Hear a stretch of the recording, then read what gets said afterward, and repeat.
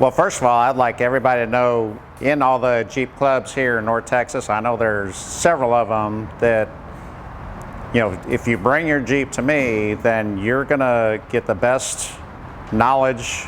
We use the best quality parts.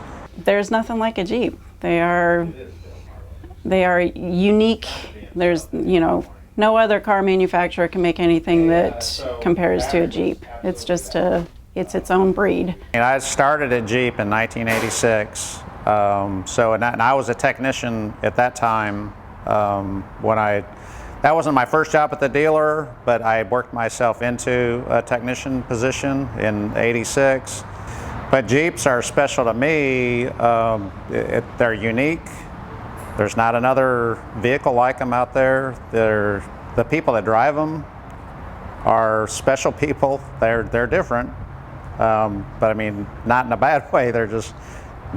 People that love their Jeeps love Jeeps. I mean, they'll usually never drive anything else. They got all those shirts, you know, it's a Jeep thing you wouldn't understand. And a lot more women driving Jeeps now too, and, you know, blinging them up and doing all sorts of fun stuff with it. So it's exciting to see that it's definitely a fad that's caught on, and, you know, off-roading and all that is fun, so. I've always had a Jeep. I've had some other cars, but I've always had a Jeep, and it is my favorite vehicle. I currently drive a Jeep right now, a Grand Cherokee. But the technology is really, really good now. You know, it didn't always keep up. Jeep didn't, but they did. Probably around 12, they really started ramping up the technology and the quality of the product, and I mean, they're better than ever right now.